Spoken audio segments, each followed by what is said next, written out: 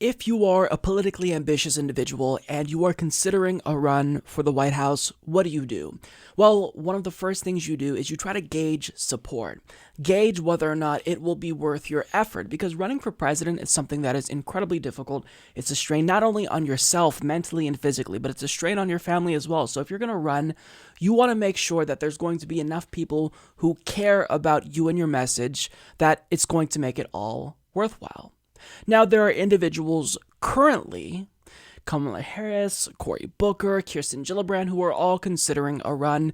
And previously, I actually gave these individuals credit because I do think that even if I have problems with them, they are more politically astute than individuals like Joe Biden, for example, who is currently positioning himself as the anti-Bernie of the 2020 Democratic Party primary, or even Hillary Clinton, who in 2016 already struggled to court left-wing voters, but since she thought she already had those people on lock, she chose to run even further to the right by choosing a running mate who was to her right. So rather than appealing to her own base, she chose to go after moderate Republicans instead. But when it comes to this new crop of potential presidential candidates that are establishment friendly, we're talking about Cory Booker, Kamala Harris, Kirsten Gillibrand, well, they at least realize that if you want to make it through a Democratic Party primary and actually become president, you've got to do one really important thing. You've got to win over the progressive base, and they've obviously made an effort to do just that. Kirsten Gillibrand vocalized her support for the Abolish ICE movement, and she also voted against all of Donald Trump's cabinet picks. Cory Booker proposed a bill to legalize marijuana. Kamala Harris drafted a proposal that's akin to universal basic income, and all of these potential 2020 candidates have co-sponsored Bernie Sanders' Medicare for All legislation, something that they all likely know that if they don't do, it's going to be a non-starter. They're not even going to have a chance in 2020. So them trying to court over the left of the Democratic Party is incredibly important, and I've got to give credit where it's due. Even if I won't be supporting any of these Democrats because I think that they're too friendly with their donors and the establishment, it's still commendable that they're at least attempting to do what Hillary Clinton and Joe Biden have no interest in doing, actually exciting their own base. Now, with that being said, in their attempt to court progressives, they've face-planted multiple times in that process. So we all know about how Cory Booker face-planted at the beginning of 2017 when he joined Republicans to vote down a measure from Bernie Sanders that would allow Americans to import cheaper prescription drugs from Canada. I mean, he will not be able to recover from that, no matter how progressive he tries to convince us he is. Additionally, Kirsten Gillibrand backed a brazenly unconstitutional anti-BDS bill, and she only backed away from it once she realized how much she pissed people off. Now, Kamala Harris hasn't necessarily done anything monumentally idiotic like Cory Booker or Kirsten Gillibrand, but she has proven that, like them, she is unwilling to buck the status quo, and she's also voted to increase Trump's military budget multiple times, as did her colleagues. So even if it's the case that they're all trying to court progressives, which is important, it's what they should be doing, it's clear that their political instincts are off. They're off nonetheless, and it's not just that they're off by a little bit. They are still not really sure how to cultivate trust among the progressive base. So at the beginning of this video, we talked about what you do if you want to run for president. You try to gauge support. Now, the question is, who do you gauge support from? Who do you talk to determine if there's support for your potential presidential campaign? Well, if you ask me, I'd say, well, I need to talk to grassroots activists, organizations fighting for civil rights and human rights, anti-war organizations. I need to talk with unions to make sure that they're on board with my presidential campaign and that there would be support there. But what did these three individuals do? They chose to gauge support from Wall Street, and on January 4th, Kirsten Gillibrand was the first one to reach out to Wall Street executives in order to gauge how supportive they'd be of a potential 2020 campaign in the event she launched one. And just 4 days later, after Kirsten Gillibrand took heat for that, we found out that Kamala Harris and Cory Booker also did the same. Now, in an article for CNBC, Brian Schwartz explains, billionaire and Blackstone chief operating officer Jonathan Gray, Robert Wolf, CEO and founder of economic advisory firm 32 Advisors, and Mark Gallagher, a founder of private investment firm Centerbridge Partners, are just a few of the Democratic financiers who have spoken with 2020 hopefuls about a wide range of topics, including the upcoming campaign, according to people with direct knowledge of the matter. Wolf, a former advisor to former President Barack Obama, including as a member of the President's Economic Recovery Advisory Board, said he had been in touch with 2020 hopefuls but declined to name the individual lawmakers. I am meeting with possible candidates often but don't want to name names until he or she announces, Wolf said in a text message to CNBC. However, people familiar with the talks say Wolf's contact list has included Gillibrand, along with New Jersey's Booker and California's Harris. Wolf has a history of backing the three senators. He wrote a check to Gillibrand for $2,700 in 2018 and donated to Harris's campaign in 2016. In 2014, he backed Booker's Senate campaign. Wolf did not return follow-up requests for comment, and a spokeswoman for Harris did not return repeated requests for comment. Booker also recently met with a top New York donor who described the encounter to CNBC on the condition of anonymity. I had tea a while ago with Corey, this person said. The meetings aren't officially about running, but of course they are about running in 2020. Booker seemed to be trying to see whether this financier could help raise money for a White House run, according to the person.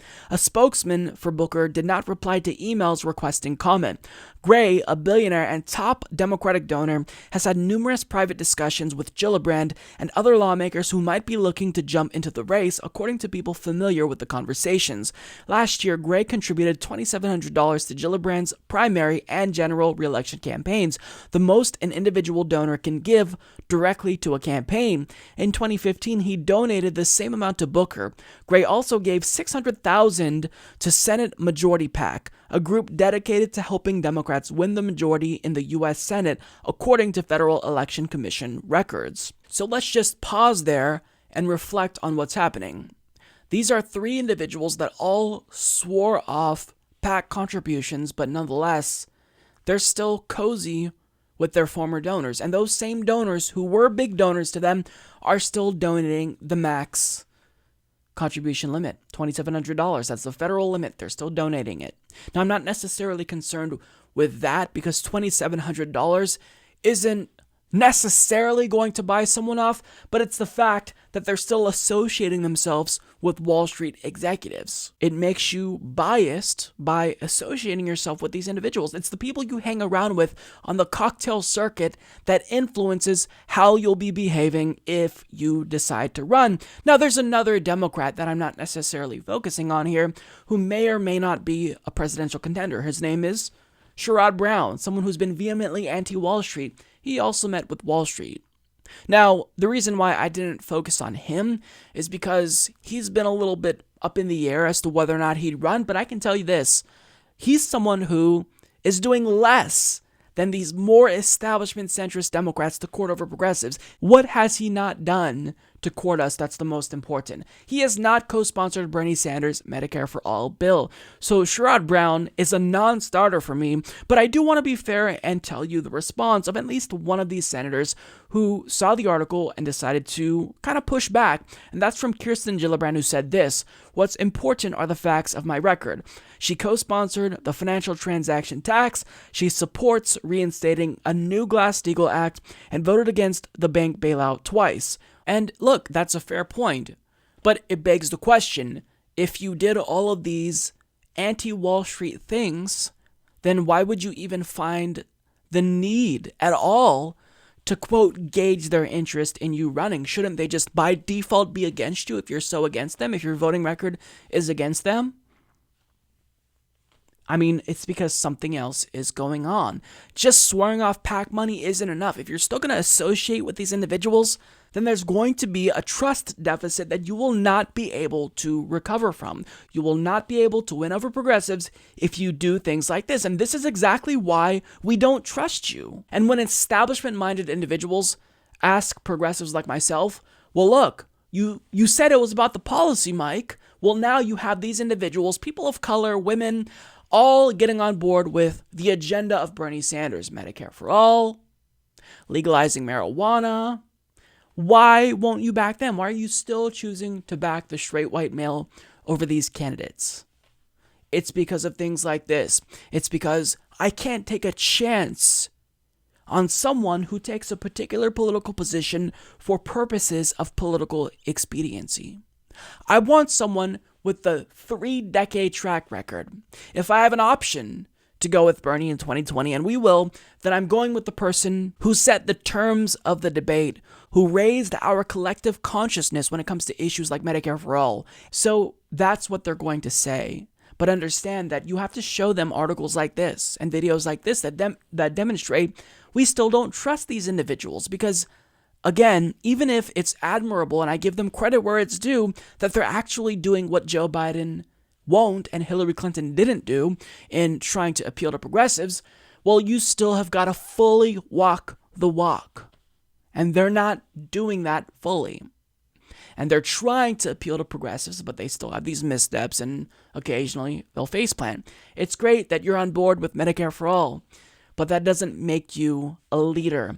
And we need a leader who's actually going to give us a political revolution that's on par with Reagan's right-wing revolution. We need to shift the Overton window back to the left, and we're not going to do that by electing someone who kowtows to Wall Street. So during this primary, I will not be supporting these individuals because they've made it clear that even if they want to appeal to us, they're not loyal to us. They're still loyal to their donors. They're still loyal to the large contributors that still give to the Democratic Party, who hang out with them at cocktail parties in D.C.